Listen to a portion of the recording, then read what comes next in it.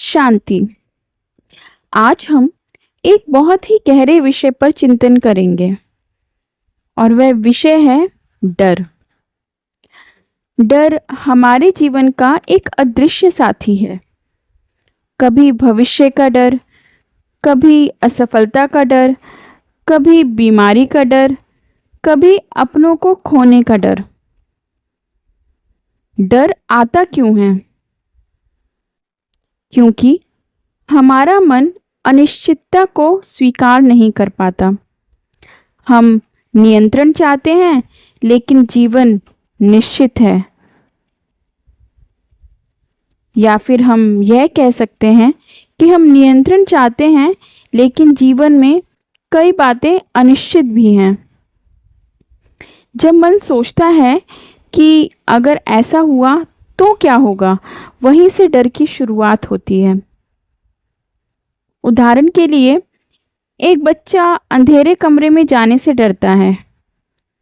माँ ने उससे कहा, बेटा कमरे में जाओ और देखो वहाँ क्या है। जब बच्चा गया तो उसे पता चला कि डर सिर्फ कल्पना थी, असलियत में कुछ था ही नहीं। यही जीवन है। डर अक्सर हमारी कल्पना का खेल है, और इस कल्पना से डर का असर हमारे जीवन के कई पार्ट में होता है। डर हमारी ऊर्जा को खा जाता है। डर हमारे निर्णय को कमज़ोर कर देता है। डर रिश्तों में भी दूरी पैदा करता है, और डर से शरीर पर भी असर होता है। और उस असर की वजह से कई लोगों को नींद की कमी, तनाव, हार्ट प्रॉब्लम, डिप्रेशन, इन सब का सामना करना पड़ता है। उदाहरण के लिए, कई लोग परीक्षा से पहले ही घबरा जाते हैं और पढ़ाई पर ध्यान नहीं लगा पाते। कई लोग बीमारी के डर से स्वस्थ होते हुए भी बीमार महसूस करने लगते हैं।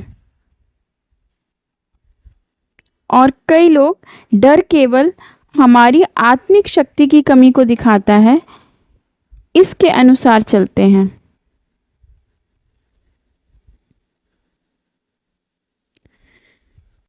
अगर ब्रह्मा कुमारी की दृष्टि से देखा जाए तो डर का कारण है आत्मज्ञान की कमी। जब हम स्वयं को शरीर मानते हैं तो डर आता है। जब हम स्वयं को आत्मा मानते हैं तो डर कम होता है।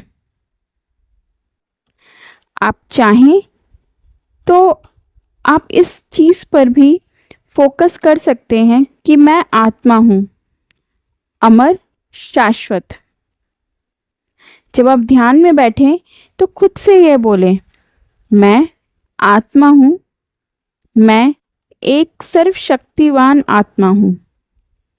शरीर नश्वर है, परिस्थितियाँ बदलेंगी, पर आत्मा सुरक्षित है। ईश्वर मेरा पिता है। जब यह अनुभव गहरा हो जाता है तो डर मिटने लगता है। डर से निकलने के कई उपाय हैं। पहला उपाय है स्वचिंतन। रोज अपने आप से कहें, मैं आत्मा हूँ, मैं सुरक्षित हूँ, मुझे ईश्वर शक्ति दे रहा है और मैं निडर हूँ। दूसरा उपाय है राजयोग ध्यान में 15 मिनट शांति से बैठें। अपनी आंखें बंद करें और कल्पना करें, एक दिव्य प्रकाश आप पर उतर रहा है। यह प्रकाश आपके सारे डर को घोल कर रहा है। और तीसरा उपाय है डर का सामना करना। डर से भागिए मत, उसका सामना कीजिए। धीरे धीरे मन सीख जाता है कि डर वास्तविक नहीं है। उदाहरण के लिए, एक साधक को भाषण देने से डर लगता था। हर बार वह सोचता था, लोग हंसेंगे, लोग आलोचना करेंगे। फिर उसने एक दिन निश्चय किया, मैं ईश्वर के बच्चे के रूप में बोल रहा हूँ। धीरे धीरे उसका डर गायब हो गया।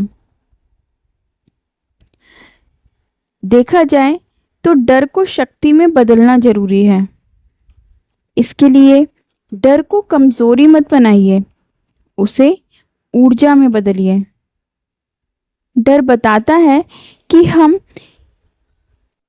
किस जगह पर अपनी आत्मिक शक्ति को बढ़ानी है।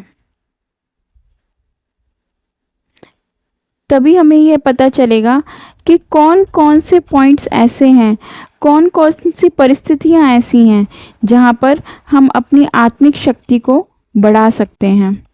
जैसे परीक्षा का डर, यहाँ पर हम अधिक पढ़ाई और ध्यान से इस डर को ख़त्म कर सकते हैं। कई बार असफलता का भी डर होता है, इसमें विश्वास और तैयारी से हम इस डर को ख़त्म कर सकते हैं। कई बार भविष्य का भी डर होता है, और यह डर ज़्यादातर लोगों को होता है कि कहीं भविष्य में हमारे साथ कुछ गलत ना हो जाए। इस डर से निपटने के लिए हमें वर्तमान में जीना शुरू करना है और भविष्य के बारे में अच्छी सोच रखनी है, सकारात्मक सोच रखनी है। डर से निपटना है तो आत्मा का स्मरण रखो, ईश्वर को अपना साथी मानो, डर को स्वीकार करो और बदलो और राजयोग को जीवन में लाओ।